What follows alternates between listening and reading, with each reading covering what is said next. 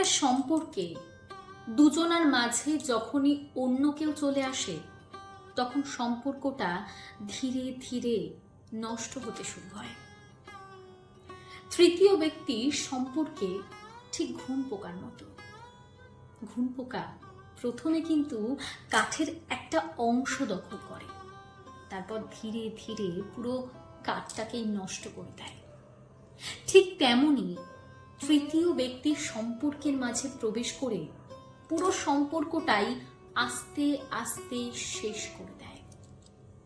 এক ভাই আমাকে মেসেজ করেছে, বলছে, দিদি, তৃতীয় ব্যক্তির কারণে 5 বছরের সম্পর্কটাই একেবারে নষ্ট হয়ে গেল। হাজার চেষ্টার পরেও কিছুতেই টিকিয়ে রাখতে পারলাম না। খুব খারাপ লাগলো কথাটা শুনে। তাই ভাবলাম তোমাদের সাথে এর একটা সলিউশন শেয়ার করি। তোমাদের সবার প্রথম যেটা আমি বলবো, প্রথমেই যখন একটা সম্পর্ক শুরু করছো সেটাকে কিভাবে হ্যান্ডেল করবে যাতে কোনো তৃতীয় ব্যক্তি তোমাদের মধ্যখানে আসতে না পারে। এবং দ্বিতীয়ত, তুমি যদি এই সমস্যার মধ্যে থাকো, অর্থাৎ তৃতীয় ব্যক্তি নিয়ে সমস্যার মধ্যে থাকো, তো এখন এই মুহূর্তে তোমার কি করা উচিত সেটা আমি তোমায় এই ভিডিওতে বলবো।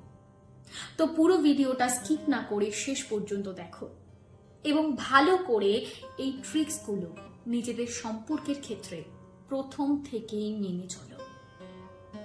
শুরু করা যাক। প্রথমত, প্রথম থেকেই চেষ্টা করো নিজেদের সমস্যাগুলো নিজেরাই মিটিয়ে নেবার। তোমাদের মধ্যে তৃতীয় ব্যক্তির আগমন সবচেয়ে সোজা কোন সময়টা জানো? দুজনের মধ্যে ঝগড়াঝাটির পর, যখন প্রচন্ড রাগে তোমরা তোমাদের পার্টনারের কিছু ভুল ত্রুটির কথা অন্য কারোর সাথে শেয়ার করো। ঠিক সেই টাইমটাই মোক্ষম সময় তোমাদের সম্পর্কের মাঝে, তোমাদের দুজনার মাঝে তৃতীয় ব্যক্তির এন্ট্রি।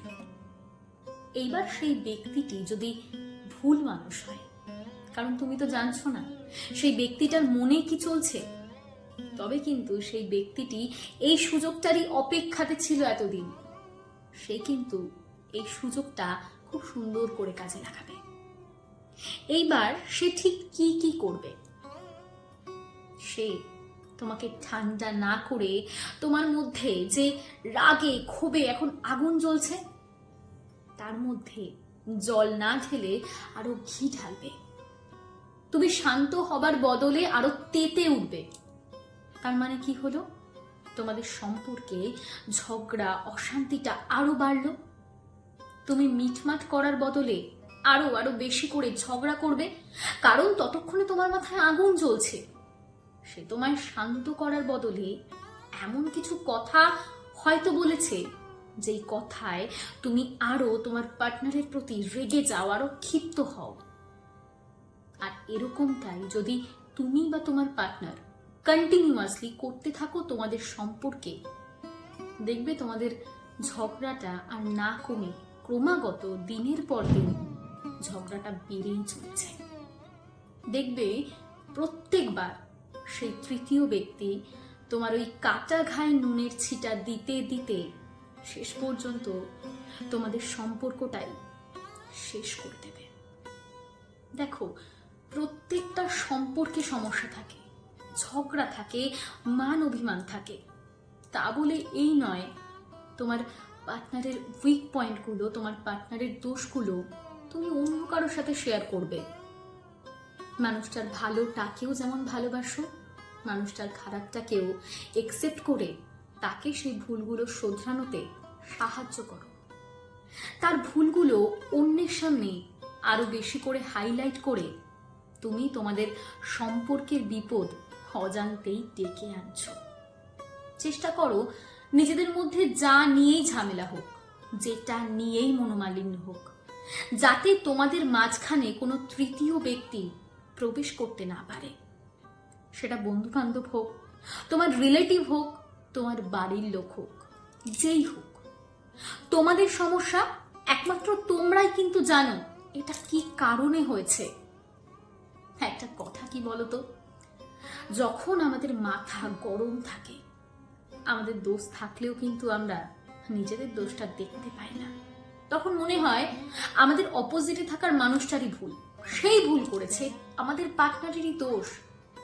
কিন্তু আমরা যখন ঠান্ডা হই, আমাদের মাথা যখন ঠান্ডা হয়, আমরা যখন পরে ভাবি, তখন কিন্তু এটা রিয়েলাইজ করি যে না, এই ভুলটা আমারও ছিল।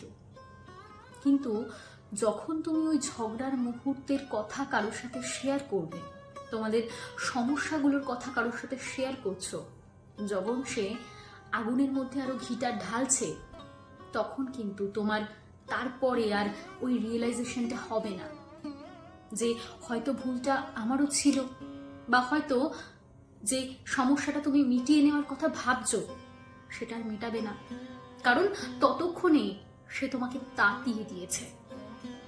তাহলে কি করবে?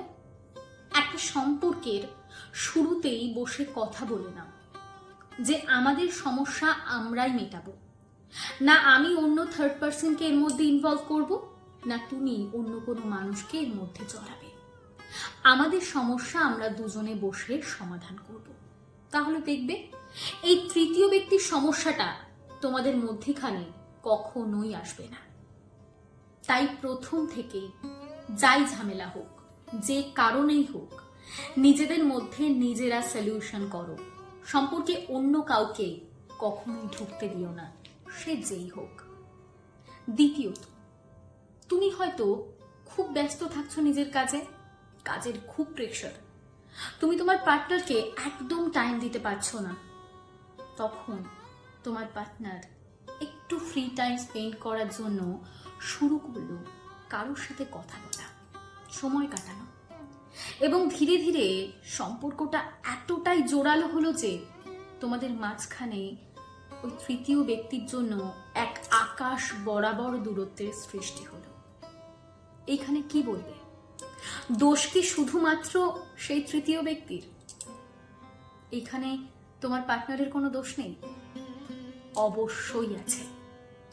তোমার পার্টনার তোমাদের সম্পর্কের চারপাশে কোনো পরিধি টানেনি, যার ফলে সেখানে যে কেউ অনায়াসে ঢুকে পড়েছে। তাই তৃতীয় ব্যক্তিকে দোষ না দিয়ে সবার আগে নিজের পার্টনারের সাথে কথা বলো। তৃতীয় ব্যক্তির জন্য সম্পর্কটা ভেঙেছে এটা বলার আগে নিজের পার্টনারের দিকে আঙুল তুলে প্রশ্নটা করো, সে কেন তোমাদের মাঝে অন্য একটা ব্যক্তিকে অনায়াসে প্রবেশ করতে দিল। দেখুন, আপনার এবং আপনার পার্টনারের আপনাদের সম্পর্কটার প্রতি একটা দায়িত্ব আছে। সে কিন্তু কমিটেড আপনার কাছে এবং এই সম্পর্কটার কাছে। সে কি করে পারলো এমন একটা ভুল করতে? এবার আপনাদের সম্পর্কটা ধীরে ধীরে এমন একটা জায়গায় পৌঁছচ্ছে যেখানে তৃতীয় ব্যক্তিটির এতটাই ভার, এতটাই ওজন যে আপনি ওই ওজনটার বইতে পারছেন না।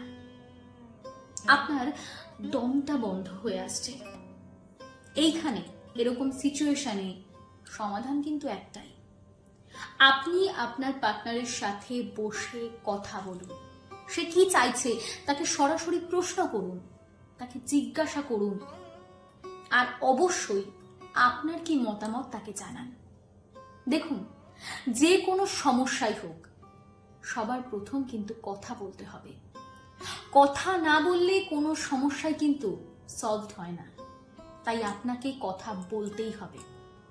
তবে হ্যাঁ, একটা কথা, যে মানুষটার কাছে আপনার থেকেও তৃতীয় ব্যক্তির গুরুত্ব বেশি, আপনাদের সম্পর্কটা কতটা মূল্যবান সেটা যদি সে উপলব্ধি করতে না পারে, আপনাকে সেটা যদি বোঝাতে হয়, তবে এরকম ছেলে মানুষের সম্পর্কে নাই বা থাকলেন।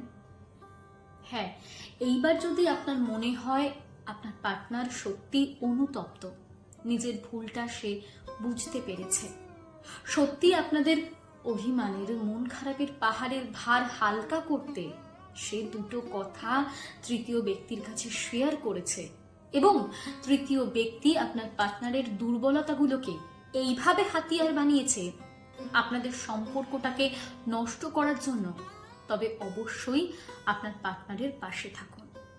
তবে একটু চোখ কান খোলা রেখেই সম্পর্কটাকে কন্টিনিউ করুন।